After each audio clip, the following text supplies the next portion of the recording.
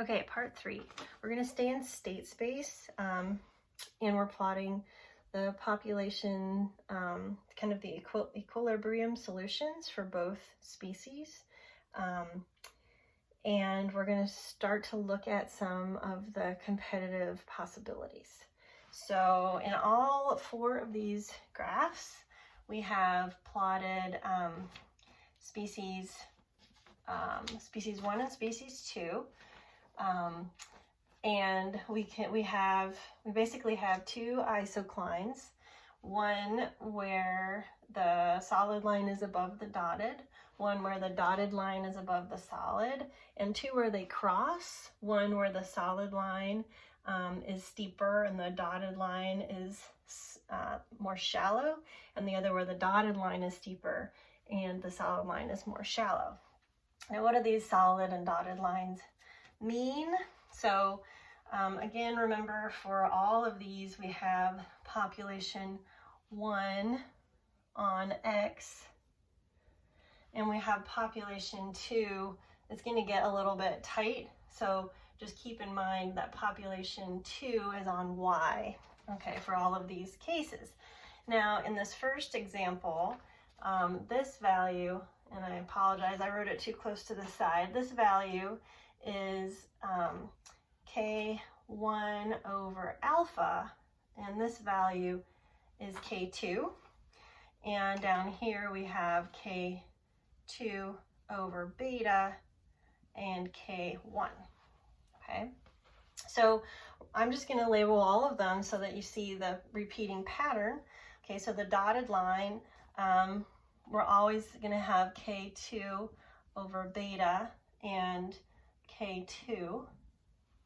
Okay, so no matter where it crosses, this is K2, this is K2, and K2 over beta. Okay, so you see that pattern throughout. And then we have K1 over alpha,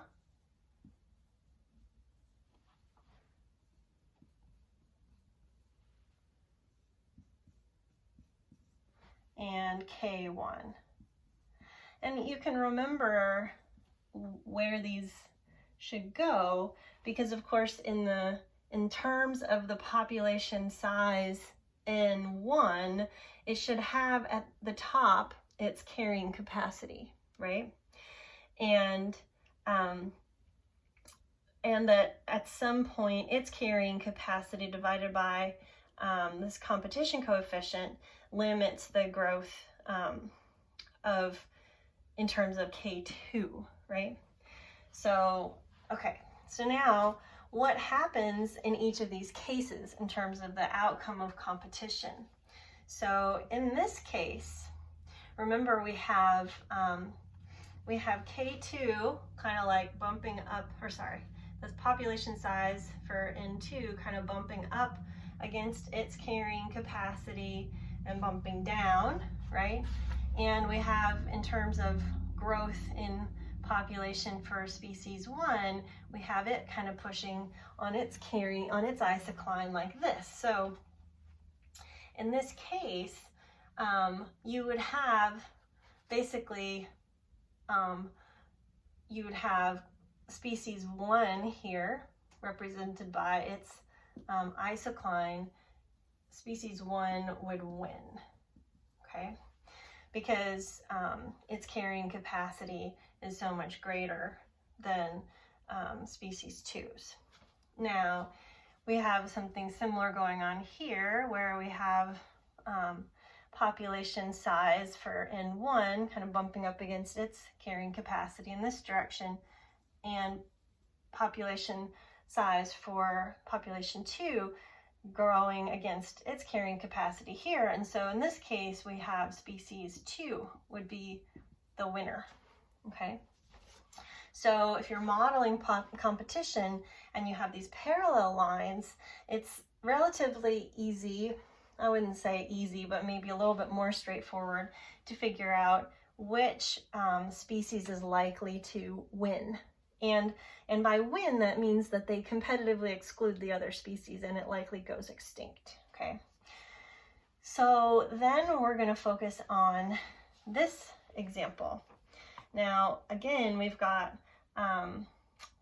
pushing up here and down there, but pushing up here and down there, and then we've got pushing this way and this way. Well, now things are kind of, they're a little bit confusing, right? So overall, we have, if you're in this part of the state space, you can see there'd be kind of a big movement in this direction. And if you're in this part of the state space, there'd be a big movement in this direction. And then here, we've got kind of these opposing forces. There'd be a movement in this direction. And so in all of these examples, we're actually pushing toward this middle point, which is a stable equilibrium of both species coexisting. Okay, so in this example, we have stable equilibrium, which is kind of cool, right? So in this case, neither species needs to win, but you can see that the stable equilibrium is a value, a population size that's lower than the carrying capacity for species 1 and lower than the carrying capacity for species 2. So they're still being harmed by each other, right? They're not able to reach their carrying capacity, their full potential, but there's some stability to the competition. They're able to coexist, okay? So now what's interesting is this looked pretty similar to this example, right? Except for the placement of the dotted line and the straight line. So let's see what happens when we flip them. We get, right, so we have pushing up against this, like this, and we have pushing this way, like this. So now see how this down arrow and that arrow are actually causing a movement in this direction.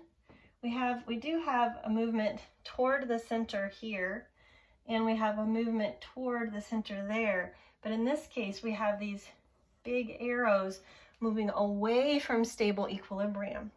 So depending on where your starting population lies, like the starting size of both populations, you actually could get pushed out to a point where species 2 wins, or pushed out to a place where species 1 wins.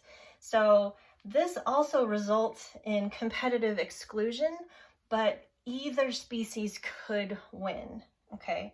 So we'll just say 1 loses, but which really depends on where the starting population size is in state space.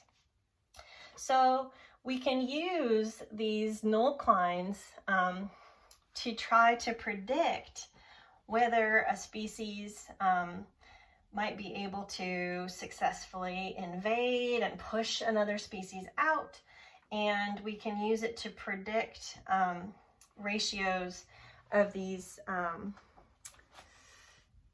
alphas and betas and carrying capacities that might lead to specific outcomes. So I'm just gonna, there's a nice table in this little book that I've been working out of a little bit, and I'm just gonna kind of write in some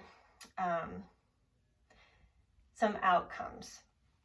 So if the ratio of K1 to K2 is greater than alpha, then species 1 can basically invade, okay? If K1 over K2 is less than alpha, then